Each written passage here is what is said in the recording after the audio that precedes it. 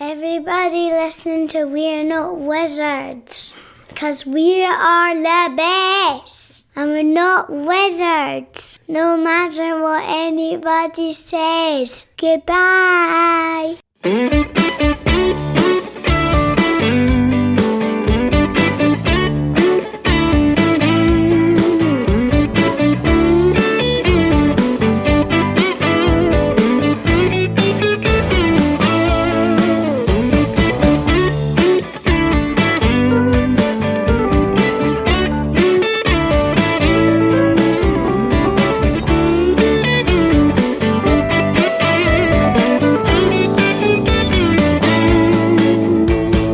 Hello and welcome to another episode of We're Not Wizards. My name's Richard. I'll be your host for October.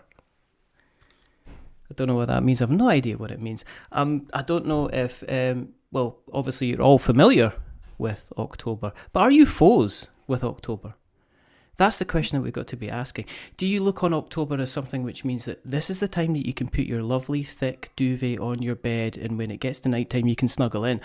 Or do you look at it that it's going to be cold and wet and I've got to go outside and walk the dogs? Now, if we're going to be talking about things that are familiar and foes, I thought we should bring in some experts. So to talk to me about familiars and foes from Horrible Adorables, I've got Jordan and I've got Christopher. Hello. Hey.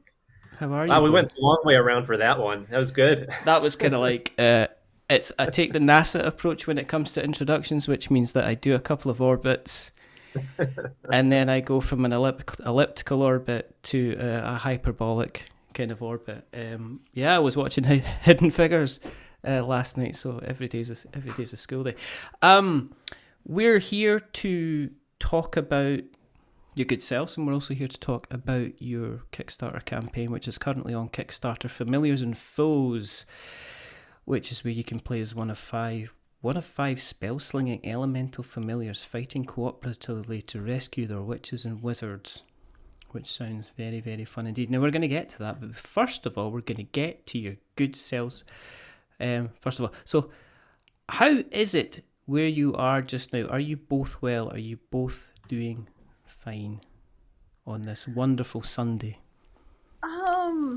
Well, That's a loaded question. we're doing well. I think that both of us are just so exhausted from putting this Kickstarter together. It really hasn't. We really haven't had a chance to decompress yet. And the tension of refreshing and watching the numbers come in. I mean, so far things are going all right, but we're on day 6 here, so we're still getting used to this. This is our first Kickstarter. Have you got to the point where you're actually saying to each other, Chris, if you touch that F5 button one more time, I'm taking the laptop off you? Or are you both kind of checking? Is it the case that you've now got Kickstarter apps on your phone? So it's like, are you sneaking off and going, you better not be checking that phone to see where you are on that funding level? We Yeah, do sneak have into the bathroom and you're just like... You better be watching TikTok or scrolling Twitter. Oh man, I just need one more hit. Come on. Yeah, exactly. Just watch it. It's been a little. I don't know. I try to give it a pause so that when I come back to it, maybe I'm excited instead of being like, oh no, only one or none, because I just checked it 2 minutes ago. It's that kind of thing where if you watch water, it won't boil. It seems like the more we refresh, the more it doesn't move. But as soon as we walk away for a few hours, then we get a nice little bump. And what it doesn't say, and what they don't say in the Kickstarter back office, is you've got access to the back office and you can actually see how the pledges are climbing or going up or going down, or people are changing their pledges and stuff like that. So it's a special additional kind of drip-fed torture where you can just look at the funding goal, or if you want, you can slowly watch the drips of water falling onto your forehead and slowly kind of driving you kind of insane. One of the things that normally when I speak to people, it's a person. it's not a single person. I don't mean that. It's one person doing the project, not one person living by themselves, wondering where their life went wrong, but decided to fund their Kickstarter. But with you guys kind of obviously being together and both running the project at the same time, have you had to actually have words with each other and say, look, we need to step away from this for a couple of minutes and have a little bit of a break? Or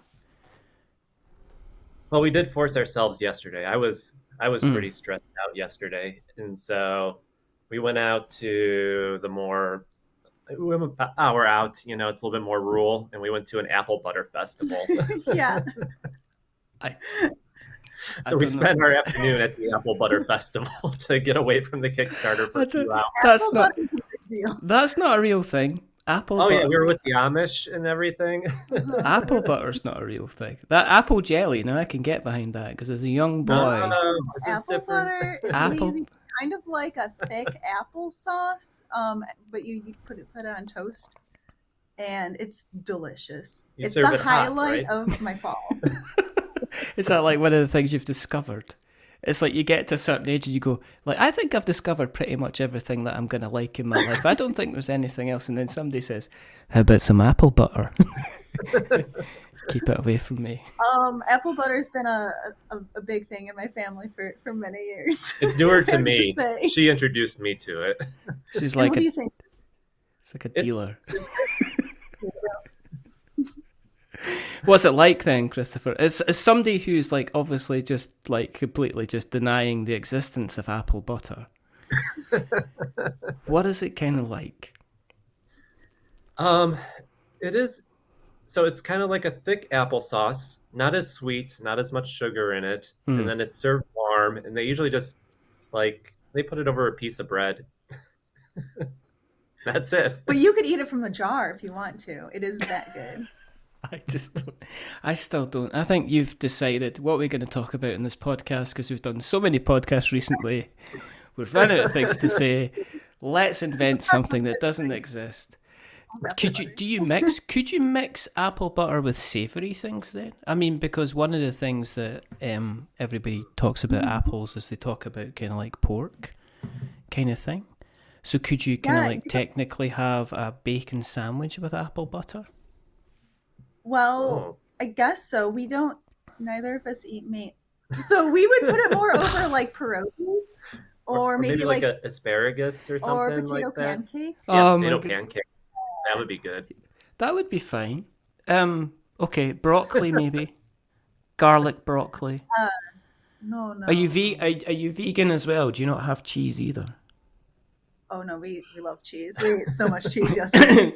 Okay, so I think apple butter and broccoli and a little bit of cheese would be really. Have you ever had cheese and broccoli and pasta? Yes. Yeah. It's very nice. That's one of my favorites.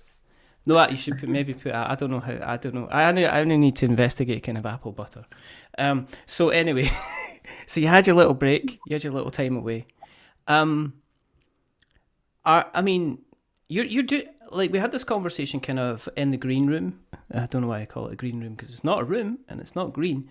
And I said, well, look, I've been doing this for a little while, and obviously you weren't funded day one, but you have, obviously you're a good way of the way there.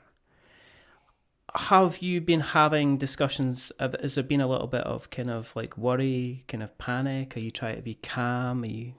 Is there a kind of a mixture of emotions in the last 5 days? I think that we've been saying that we're cautiously optimistic. We say that to people on podcasts and interviews and friends and family, but I think inside, no, we're a bundle of nerves, 100%. Like I've been having like a stomach ache for like 3 months straight about this. So, I mean, with this is our first Kickstarter, our first board game, and we're kind of going a little big with it. It's a $30,000 goal. Everybody says, start small, do a small project, and we did the exact opposite of that. So, I think to be where we're at, I think we're doing pretty well. We're approaching the 3/4 mark, and we still have most of the campaign to go here. So I think we're in good shape. I hope we're in good shape. And are you? I mean, do you both have kind of like jobs? Are you working for yourselves at the moment then? We work for ourselves. So our company, Horrible Adorables, it's an art and design studio, and we have been doing this for. I've always just worked for myself since I graduated from college. Chris has been working with Horrible Adorables for the past 6 years now. Yeah, and we do freelancing and consulting for other companies as well. Yeah. Okay. But yeah, it's just us. Yeah, otherwise, yeah, this is our full-time thing. You know, we make art, we show it around the world, and we decided to make a board game. So these last few months, this is all we've been working on full-time. How did you come up originally with the kind of the idea for Horrible Adorables? Was it something that because I noticed that people have a style when it comes to art, okay? And this is where I'm coming with this question. As a creative person, I see people that you can look at certain artists and you can say, okay, that's definitely this artist, or I definitely recognize this kind of art style. Did you find as you were continuing to create, and this is obviously for a question for Jordan, did you find as you were continually creating, you were going towards kind of like a certain style that you found was going to, looking back, was actually going to sit really, really kind of well within the kind of the way that, Horrible Adorables was going to be? Yeah, so I have a fine art background. I went to school for fiber and material studies, which is basically artsy textiles. And while I was there, I was really interested in creating sculptures of like weird little animals. Everything was really like the craftsmanship that I put into it, and just very tactile. Yeah, I was going to say technical, tactile. And that's kind of carried me through into Horrible Adorables. When I graduated, not really quite sure, if I was going to find a real job. I mean, obviously that's the hope. But I knew that I loved making these weird little creatures, and it's just kind of blossomed from there. I started doing some art shows. People really, they're well received and kept on going. Kind of the signature look of Horrible Adorables. The more of the sculptural side of it is these felt scales that we use to cover all of our sculpted form. Yeah. And it is a bit different looking than more of my illustrative style and the graphic style that you'll see in Familiars and Foes. I think that we bridge that with our focus on toys and the designer toy world, which I'm sure we could get into because I'm covering a lot here. But what was the question again?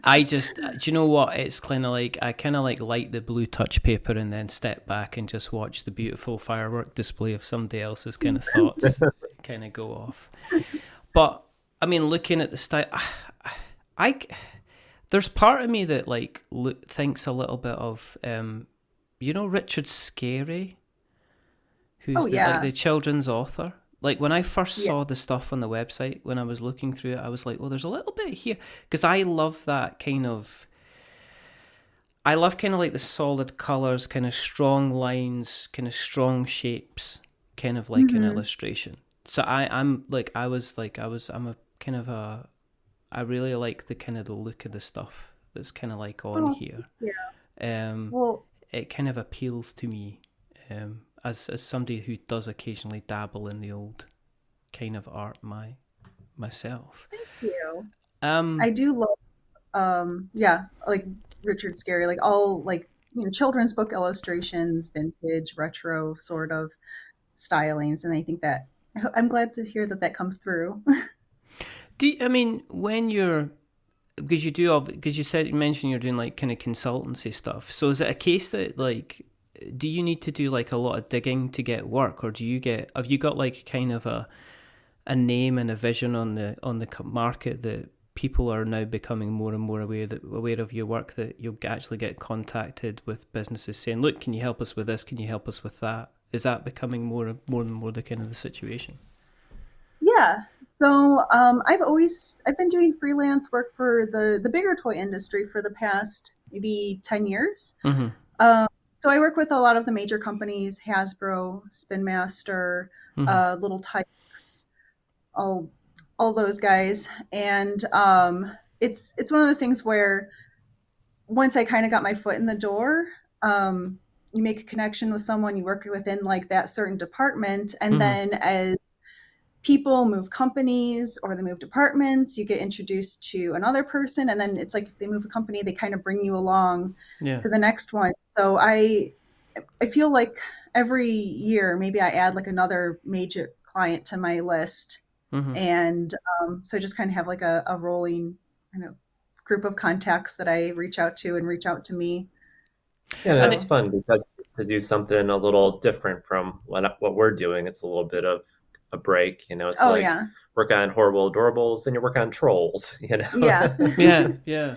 Well, I guess sometimes you kind of need a creative kind of palette cleanser in order to make sure you're not kind of, because you end up kind of going down the kind of the same kind of creative style. So I guess it must be nice to kind of to do that. So in your term, Chris, because you've not been you've been working with a company obviously less time, and you were working in kind of like a different field. So what made you decide? Because you're kind of from you're actually from a more kind of mechanical. I was just gonna say he's half machine. It's like I'm looking at Christopher right now, and there's definitely some kind of Terminator vibe going kind of on. But it's just I'm really terrified if I annoy him, he's gonna like literally gonna turn up on my doorstep and go, Sarah Connor. But you've been with a company. You came along with a company kind of afterwards, and was that just like a natural? Was that kind of like a natural progression from where you were in your career? You said, "Well, I might as well let's do this together." How did that kind of evolve? Yeah, so I had my engineering degree. I was working in the field, but I always wanted to go to art school, so I wound up going back after I had worked a couple years, and that's where Jordan and I had met. So we had some of the same classes and everything. So I went for a couple years, and then I kind of felt like I got what I needed out of it, and so I went back to engineering for another 10 years. Jordan and I worked together. Well, I think that since I graduated and started doing Horrible Adorables on my own, Chris was always helping with me. Yeah, so anytime she was doing a show or a convention, I was always helping out, setting up the booths, making her displays and stuff like that. Yeah. And Jordan was always very protective of Horrible Adorables, and she wouldn't let me touch it for a long time. Until like really, really needed another person. And hey, I have this person around me 24/7 that also is extremely talented and artistic. Why not let him into that? So, I became more and more involved over the years. And finally, she let me make some stuff. And then it was all wrong, but then I kept making stuff. And then I would, make suggestions like, hey, instead of cutting each individual scale by hand, how about we get a die to cut these and just crank them out. And that took about a year to convince her that was okay to do. So over 10 years, we kept just growing the business more and more until eventually we got to a point where I could leave my job, and then we could do this together full time. So do you still bring, you're obviously bringing your own kind of creative side to it. So you also coming in from, it sounds like, the practical nature as well. Kind of, you're bringing kind of bringing that in. Has it also kind of inspired you to be kind of let the creativeness kind of flow again from yourself? Because I can imagine if you were kind of like started off mechanical engineering and then went into fine art, have you then kind of said, "Oh, this gives me a channel to actually express myself kind of creatively as well"? Yeah, it's funny. So I went through engineering school, but man, they really don't teach you creativity. And going back to art school and taking design classes there, really helped me kind of open up as far as engineering goes and being able to creatively problem solve. But then vice versa too. I'm taking a lot of the skills I have from engineering and applying them to our work and our business. Just doing like casting and 3D modeling and mold making and stuff like that. But yeah, it gives me an opportunity to be a little bit more creative as well now. As far as like the pieces we make, I think it's pretty much 50-50 as far as the creative goes, who designs it. And do you have kind of like your own, do you have your own bits of the business that you're 100% kind of focused on, that you can say, well, this is mine, and Jordan can say, well, this is my bit? Or do you combine stuff together? We do, I think, just because we naturally have some skills that the other one doesn't, but that's not what we prefer. I think as much as possible, we prefer it so that we could both do anything. So depending on how projects come up, either one of us can plug in and do whatever we need to. But I mean, Jordan does most of the 2D illustration work. I'll do most of the 3D modeling. I do a little bit more of the business side, like the accounting and a little bit more. You do all of the business. You gotta stand proud there, Chris. Well, it's not the exciting part of it, doing the accounting and the intellectual property stuff and all that. Yeah, I know, but look at it this way, right? If like Jordan doesn't finish off a picture, you can't go to jail for it. I mean, if you don't finish off the taxes, unless of course you're kind of bringing that into the kind of the business. I've got a question that is kind of just sprung into my head like a frog with a wonky back leg. So you've got this access to this kind of creative pool through the contacts that you have at Hasbro and stuff like that.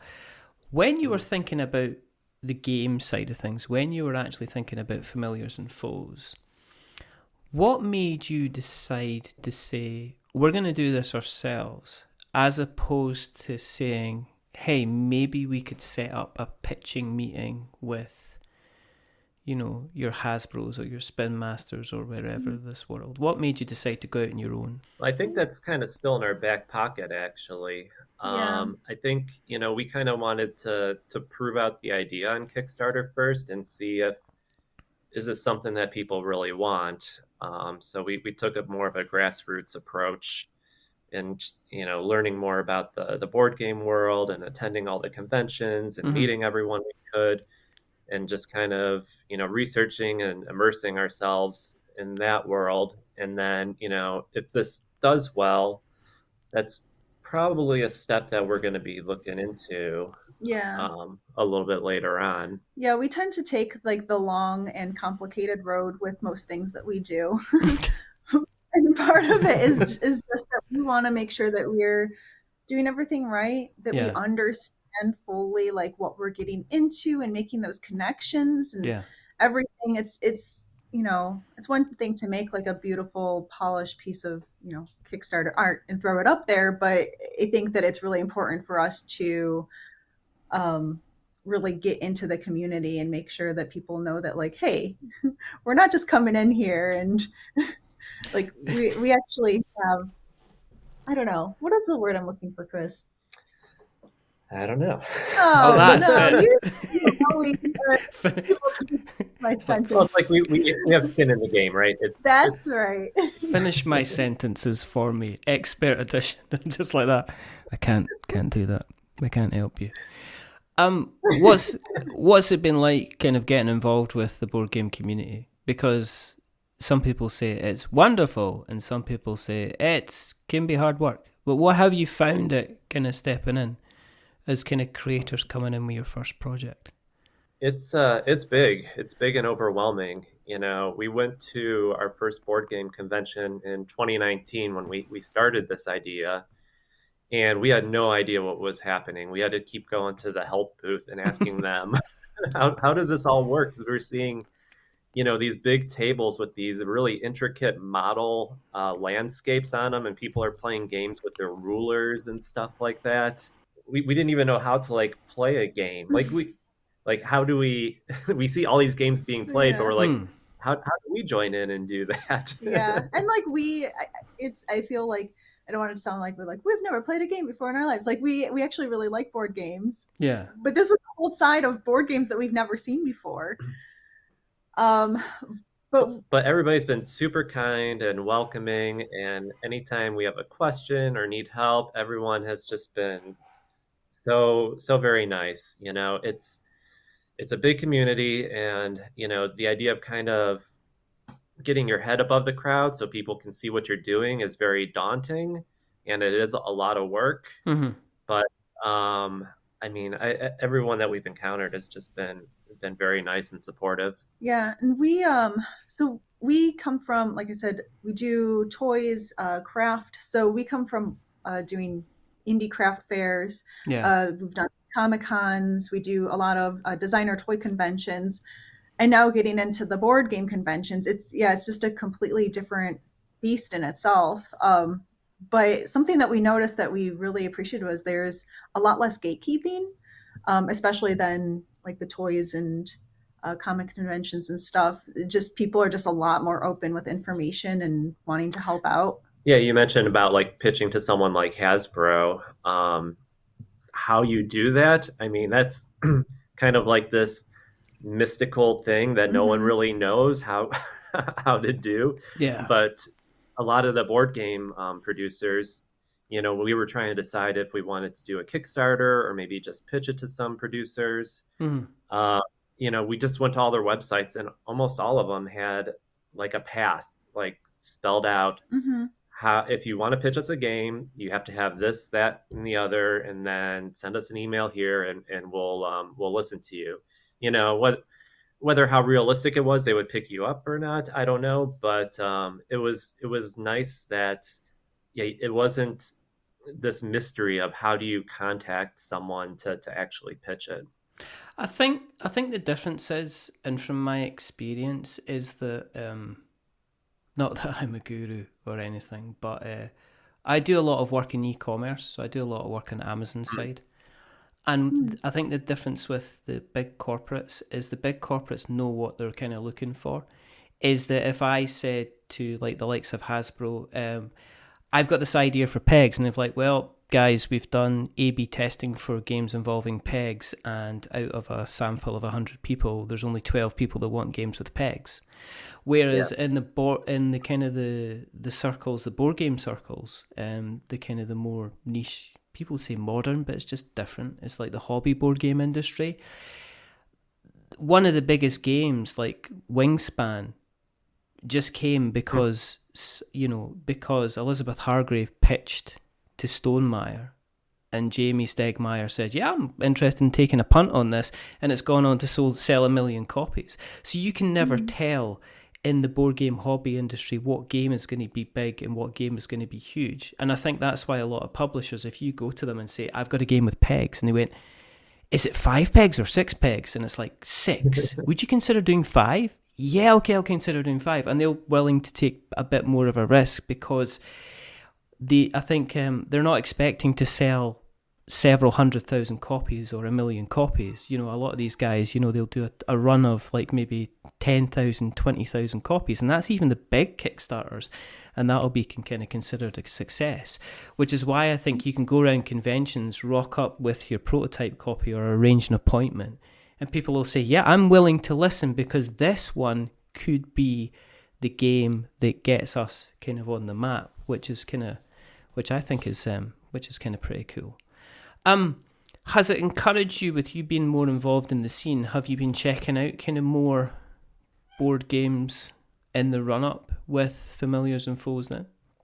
Oh yeah, I mean, yeah, part of all this was we, as well as not being much in the board game community, but we weren't in the Kickstarter community too much either.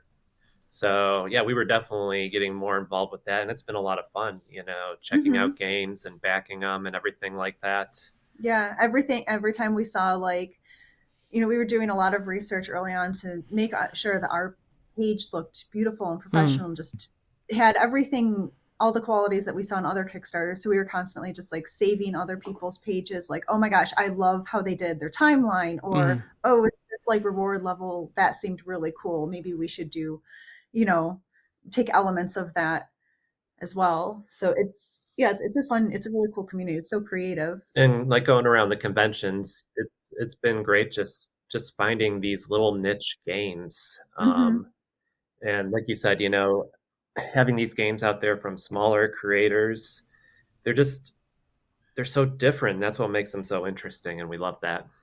Yeah, I mean, you just get games like random. Like today, it's like I'm playing a game that's about traveling space and going through wormholes.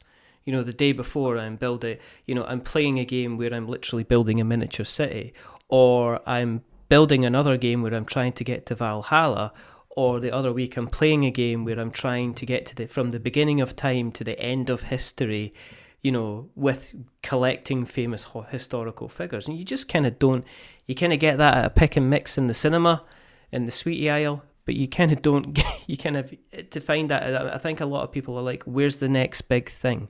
And I think with board games, it's kind of like, well, I like this, therefore I'm going to make it, and I'm just going to see how many other people are going to kind of be interested enough to kind of pitch in, as well, as they would say.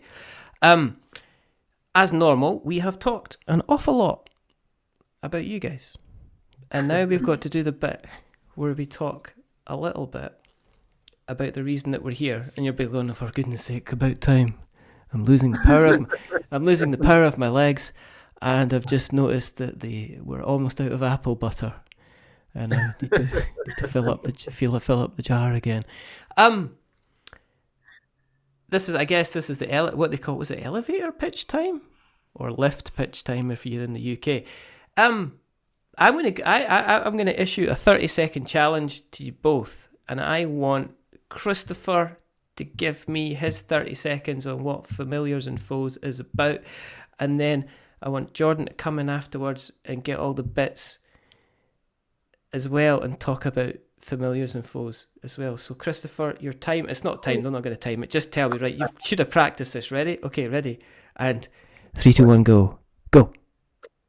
So Familiars and Foes is the cute occult co-op game. You play as one of 5 elemental familiars that are a little young and bumbling, but they are spell slinging, and they are out to rescue their witches and wizards that have been kidnapped by a horde of evil foes. How's that? That's good. Was there anything you missed, Jordan? There's everything. I mean, he got our tagline down, but he missed out on that there are toads, that the witches and wizards are adorable, and that they help you out. And I mean, there's just so many things. I guess there's the leveling up part. Oh, you level up? Yeah, you become a stronger familiar by completing your homework.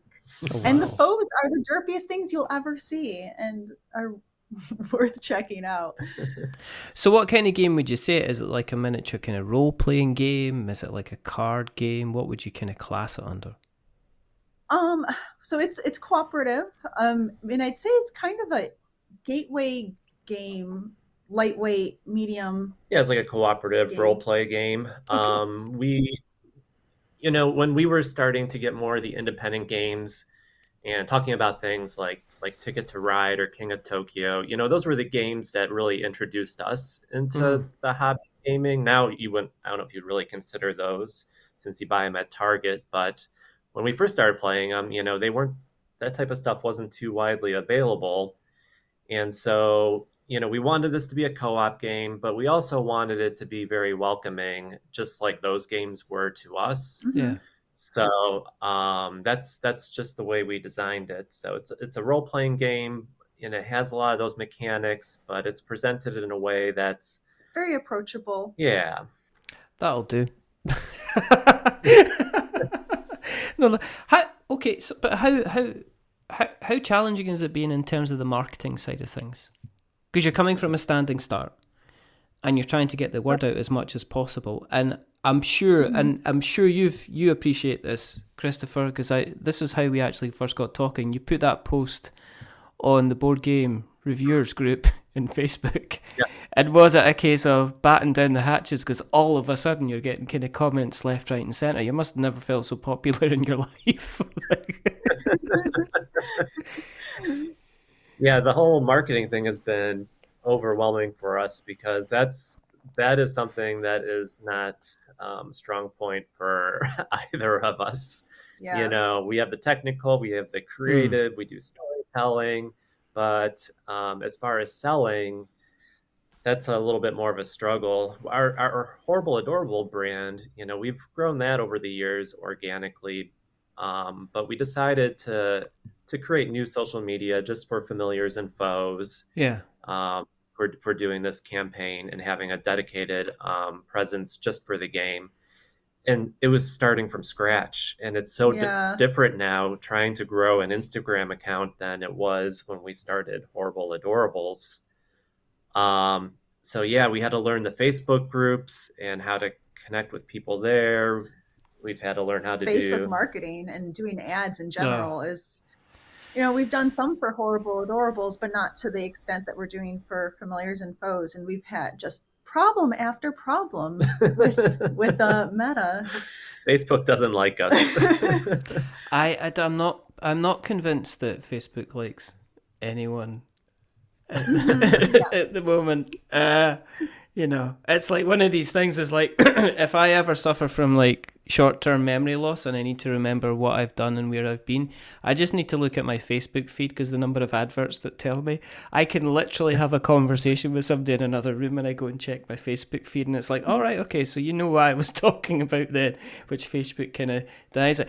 Yeah, I totally see where you're kind of coming from, that to get the kind of the noise kind of out there.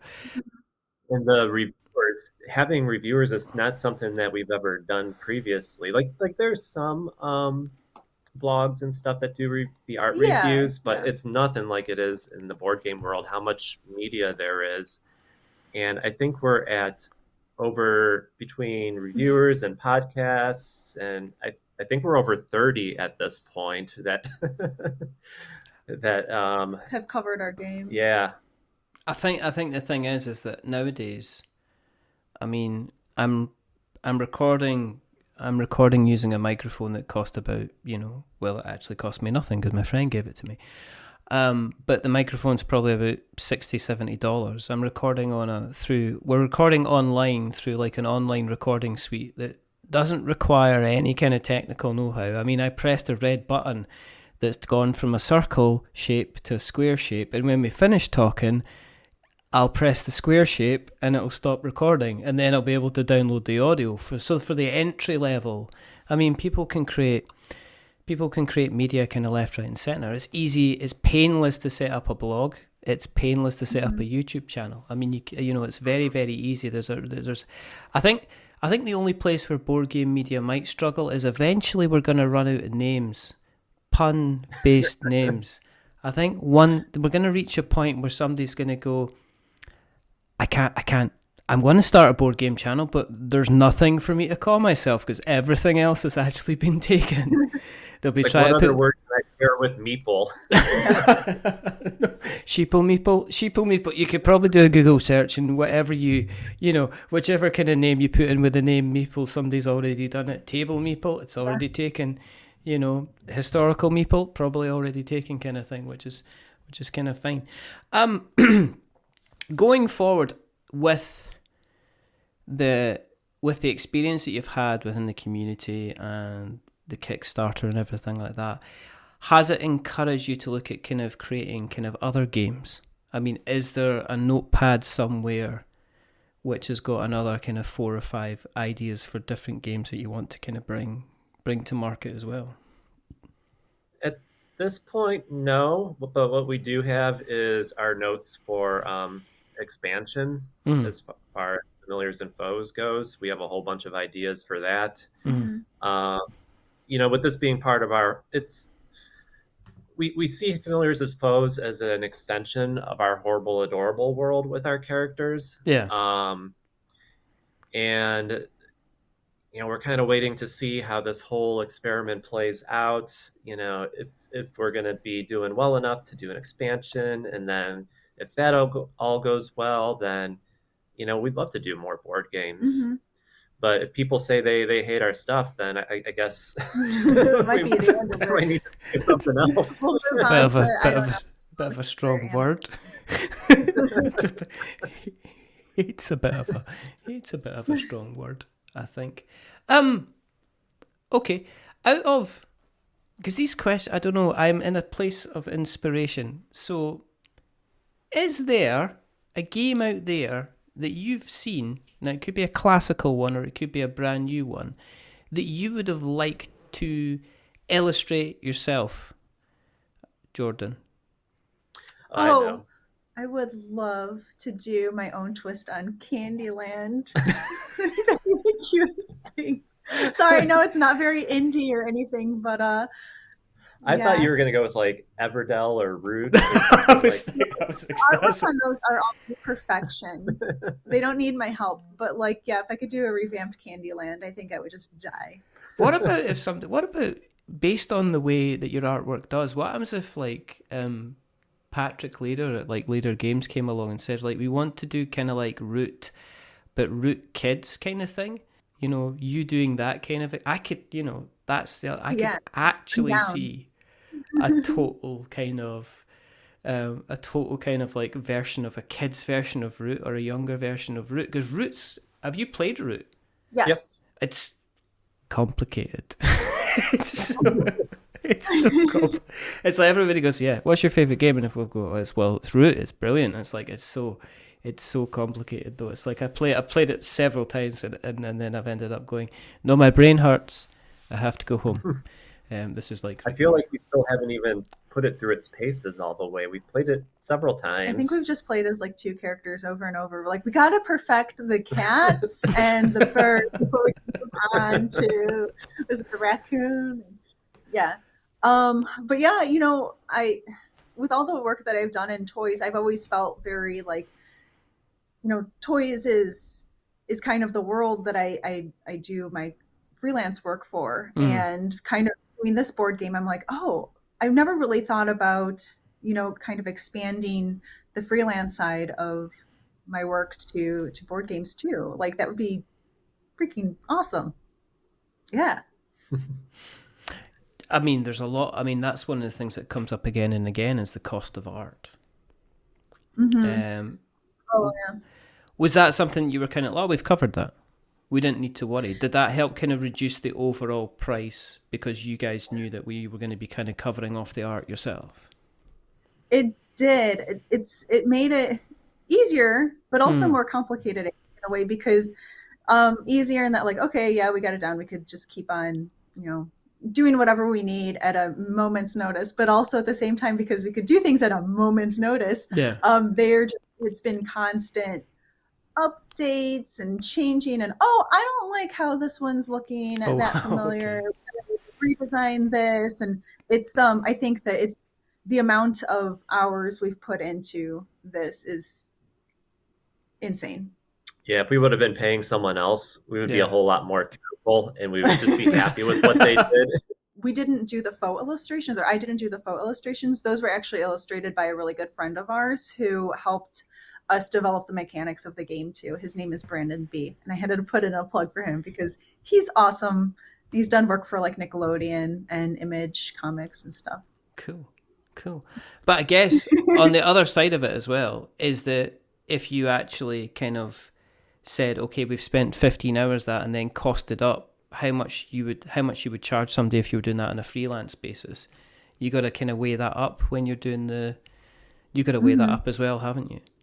Basically, when you're kind of doing that.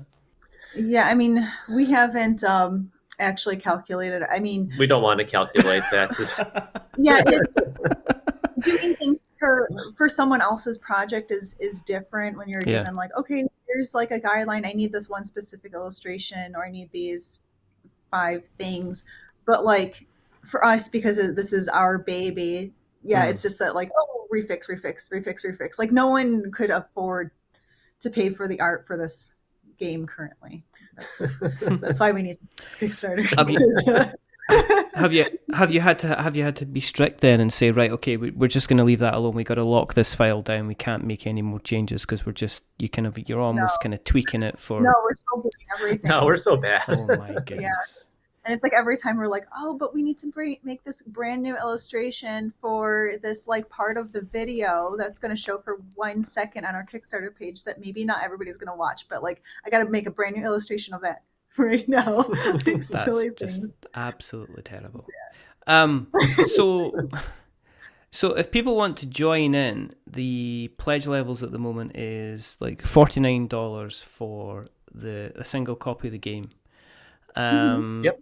If they're wanting a retail pledge, I'll get my teeth in. It's not a difficult word, Richard. It's just the word pledge. We've practiced this several times. You still aren't able to say it. It's $5 for a retail pledge. And if people want to jump in and just say hello, it's $1 just to jump in and say hello. And if you want 2 copies, it's $98 as well. And at time of us chatting, you've got about just over 20 days to go. And this will be when the recording is going to coming out. And you're about almost over 2/3 of the way there now. Yeah. Yep. We're approaching 3/4. Hopefully, we'll be there when this airs. Yeah. Good I stuff. did want to note that we also have a deluxe version of our game that comes with little whole 8 player pieces. So get on that because that one's limited. There's our hard sell. That is our marketing. that. I mean, it is like it's like kind of the Wolf of Wall Street type of thing going on there. That was really kind of, gonna have to sell my house to get several kind of different copies. But no, I'll make sure. Obviously, we'll make sure that the link to the Kickstarter goes in the show notes. But if people have listened along tonight and they do want to find you on the internet webs, where do you exist on the internet webs? Where can we find you? Oh, we're on all the social medias, but we have a website, familiarsandfoes.com, and that'll lead you to basically everything. We're probably social media wise most active on Instagram. So if you search at Familiars and Foes, you'll find us. Okay. And if you want to find our artwork, we also have our other website, horribleadorables.com. And on Instagram, that's horrible_adorables. Cool. We will, of course, make sure that we put all those links in the show notes so that we have got notes to show. If you want to keep an eye on what we're up to, then you just go to the internet webs and search for We're Not Wizards, and you'll find us in all the different places. Worn Out Faces, bright and early for the daily races. We're on Twitter, and we're on Facebook, and we're on Instagram, and we're on our website, which is we'renotwizards.com for the podcast, and we'renotwizards.co.uk for the written reviews. If you search for us, you'll find us. We're like some kind of horrible plague that must be stopped until we become an endemic. If you like what you've listened to tonight, then consider going to Apple Podcasts and give us a rating or a review. If you are going to be giving us a rating or a review, please remember not to give us 10 stars because it just makes me big-headed. But at the same time, don't give me 1 star because it makes us cry. Give us something in the middle, like a 5, because it's average. And we're just a little bit average. But the people who have not been average tonight are rather wonderful, rather fantastic. Chris and Jordan. Thank you very, very much for coming on. Oh, thank you for having us. You totally deserve 10 stars. There's only 5 on Apple. There's only 5. Oh. There's only 5. But they can just rate it twice, right? They could try. Everybody rate it. Go on, commit fraud, open up another secondary Apple account and kind of rate us again. There's only 2 more things to do. The first thing is to remember that we're many things, but we're not wizards. Are we wizards, Chris and Jordan? We are not wizards. We're witches. Right, okay. Get out. And the second thing, can't believe that, let down at the last hurdle. I don't have to put this out. I can just waste an hour of your time and then just chuck it away, which I'm considering doing, to be honest. And the second thing is to say goodbye. So it's a goodbye from Jordan. Say goodbye, Jordan. Bye. And it's a goodbye from Chris. Say goodbye, Chris. Bye, everyone. Bye, Richard. And it's a goodbye from me. Remember, stay safe, roll 6s, and make something awful. And you might at the end of this consider maybe them to be foes, or maybe they're quite familiar, but they're definitely horrible and adorable. And until the next time, goodbye.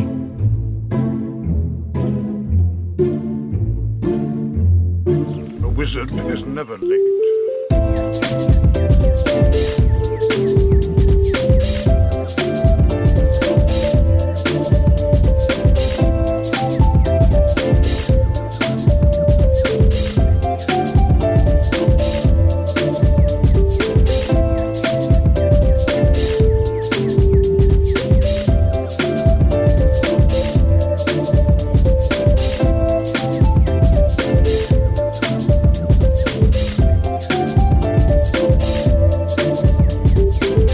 Nor is he early. He arrives precisely when he means to.